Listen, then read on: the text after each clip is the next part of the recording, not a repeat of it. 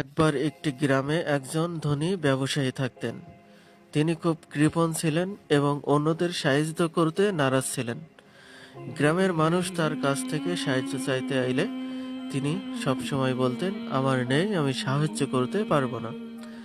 একদিন গ্রামের এক বৃদ্ধ লোক তার কাছে এসেছিলেন এবং বললেন, বাবা, আমাদের গ্রামে নতুন একটি পানির কুয়া খোঁড়া দরকার, আমাদেরকে একটু সাহায্য করুন।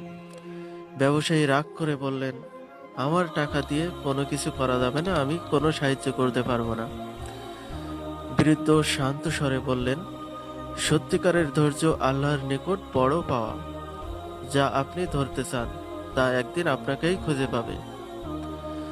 বেশি দিন না এগিয়ে ব্যবসায়ীর ব্যবসায়ে বড় এক ধরনের ক্ষতি হয়ে গেল। তিনি অনেক টাকা হারালেন। তখন তিনি বুঝলেন যে মানুষকে সাহায্য করা কর্তব্য।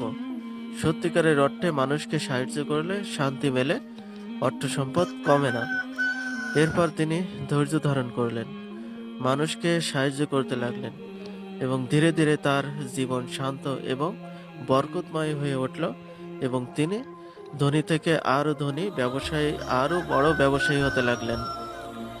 তাহলে আমরা উপরের গল্প থেকে শিক্ষা পেলাম, আল্লাহর উপর ভরসা এবং ধৈর্য মানুষের জীবনে শান্তি ও বরকত আনে।